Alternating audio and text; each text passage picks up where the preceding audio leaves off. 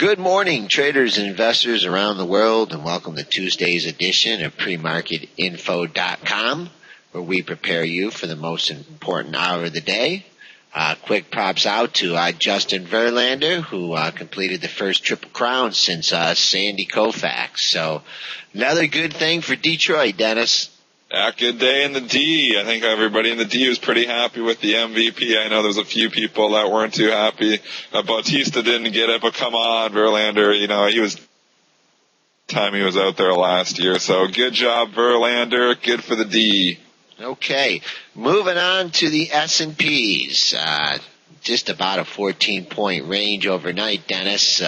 Managed to get over yesterday's intraday high just by a little bit. The intraday high of 97.75 made a high of 11.99.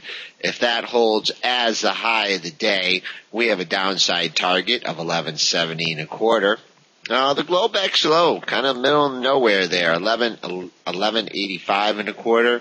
If that holds as low of the day, we have an upside target of 12.14. The mid-range currently where we're trading at right now, also the close and the pivot, should be a good area. Have to see which way we shake out on the open. Moving on to the Big Ten, Dennis, Apple continued its slide, getting down to 365.91 before recovering to close at 690.01. Couldn't quite get to that October 5th low at 360.03. See, we're trading up a buck this morning. Really don't see much resistance here until you get close up to yesterday's high. Yeah, 375 actually. There's that gap now. If we look from yesterday's high was 371.68. If you look, there's a gap to fill there from 371.68 to 375. So if it started to get above that 371.68, maybe it fills that gap to 375. But I still think, like we've been reiterating, we've been pretty bearish Apple here for clock tells the right time twice a day. But the stock, it seems to be in sell-off mode. So, rallies I think are still meant to be sold on this. I do believe eventually it is going to test that 360 area. But, in the meantime, we've had quite a sell-off. We were 390 a few days ago. So, the stock can bounce. Okay, ExxonMobil was able to take out that double bottom from Thursday and Friday yesterday.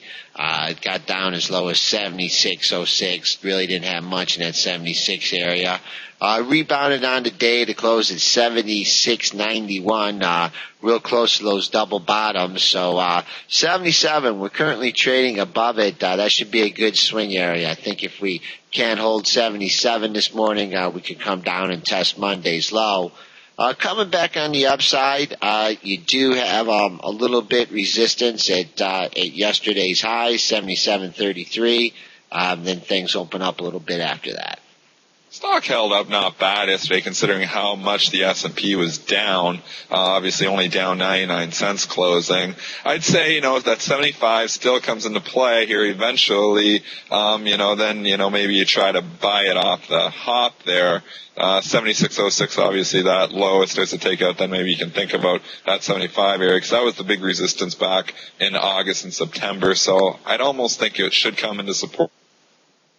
But you never know, this market can go pretty wild too, so you just got to use tight stops if you're picking bottoms like that. Okay, IBM here just trading up 18 cents in the pre-market.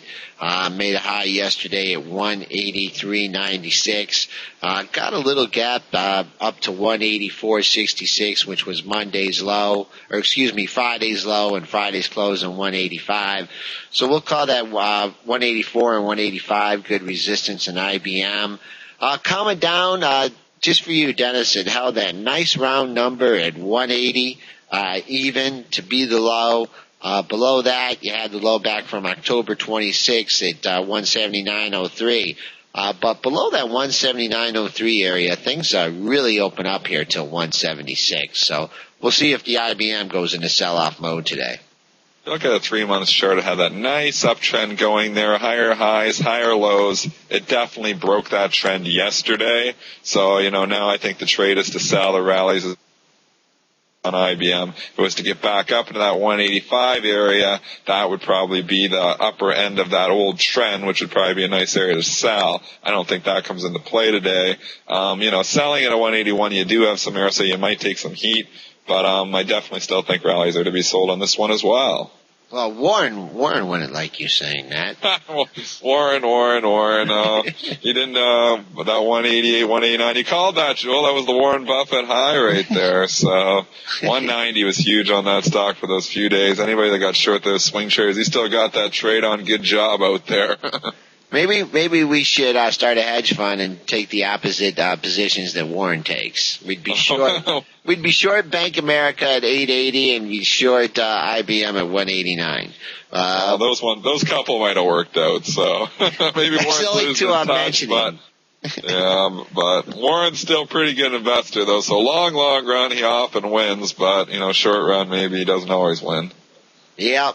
Hopefully he won't end up like, I'm not going to say that. That wouldn't be nice. Okay. Microsoft, Dennis, finally sneaked under that $25 level, not for long, making a low at $24.90, bouncing up to settle at 25 even.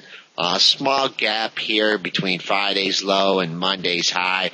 Real tight range in that stock yesterday. Perhaps it's consolidating here and maybe to make a little rebound. Just kind of walked its way down from that 27.5 area.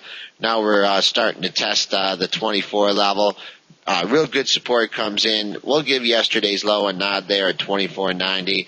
But after that, I think things open up to the lower 24s, perhaps 24.26, which was the low on October 4th. Yeah, I completely agree with this one, Joel. I think you get stuck in below that 24.90. It does open up. You do have that one low in October 24.26. The real support, which we talked about a couple of months ago, is that 24 area, but 23.70 because it had cut through there a couple of times. So call 23.70 to 24. That is the major support on Microsoft. I do believe that's where it wants to go. It's just a matter of, how choppy it is before it gets there, I think. Okay, Chevron Corporation just can't get out of the way of itself here. Just opened up lower, gap down. We have a nice gap here between 96.94 and 97.81, which was Friday's low and close. So you have some air here above the 97 level. Doesn't really look like it's a threat to test that right now. In fact, we are just trading right from yesterday's mid-range, slightly below the close. That 95.66 should be resistance. Coming on the downside, 94.45, yesterday's low.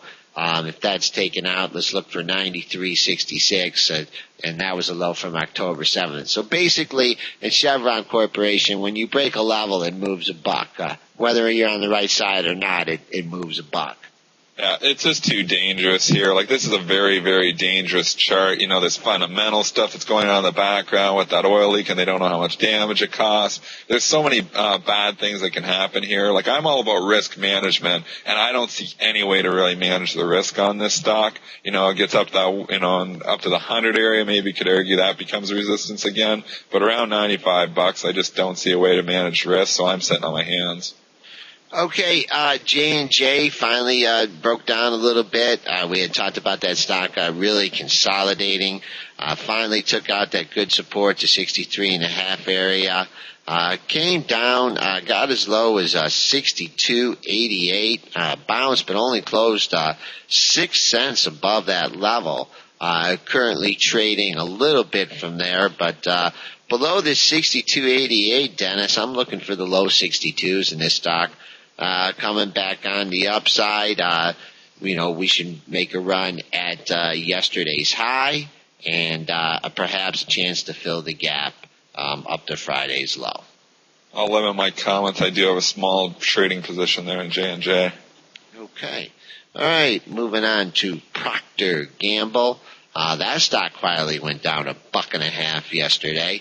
That stock also has a gap on the upside, not as big, 62.97 to 63.06. 61.45 Monday's lows, good support. Currently trading above that, so you should find support between the close and Monday's low. Below that 61.45 level, don't see a whole lot here until you get to the lows from September 22nd, September 23rd. Yeah, this stock had a real breakdown day. We talked about that little wedge there that had formed. Obviously, it broke down to the downside, which is not good for the stock. Gets back up into that 63 area. I think you find sellers all over the place. And here, 61.5, kind of in the middle of nowhere. I think the better support is down there, that 60-10 area where we did bottom out there in October. Actually, that was in September. Yep. Okay, AT&T, that was one of the few stocks in the Big Ten that you had an opportunity to sell at the previous day's low. I believe that was around the 28.44. Only got as high as 28.49.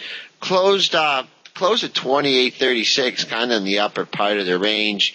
28.15 low, wasn't quite able to get down to that $28 level. Which is buffered by the lows from October 5th and October 6th at 27.90 to 27.94.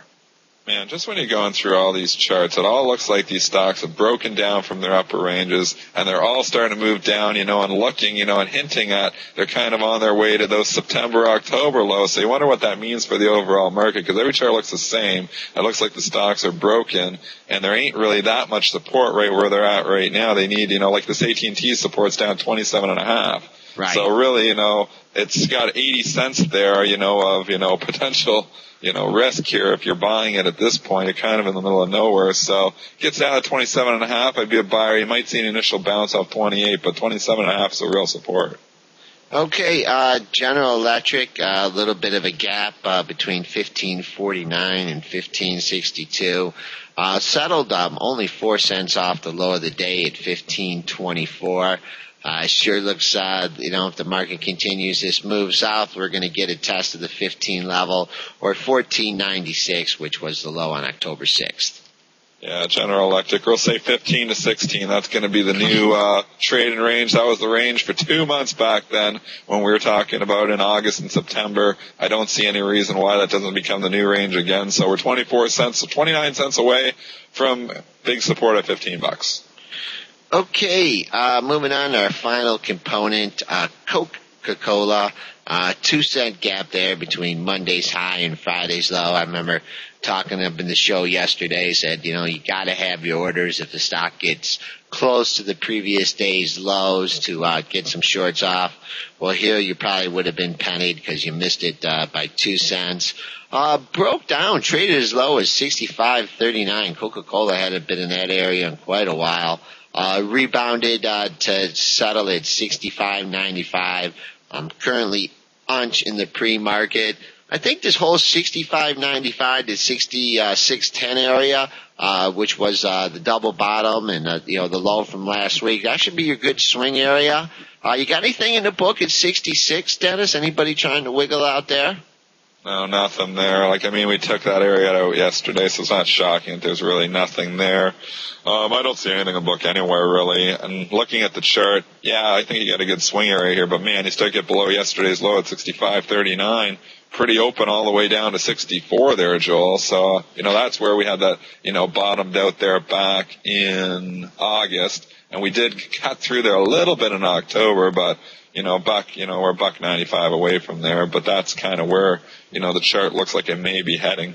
Yeah, 64.45 was the low on October 6th. So, okay, the SPUs have cut down through the mid-range here, Dennis. 11.92 is our swing area up to the pivot at 11.93.50. Kind of a quiet sell-off this morning.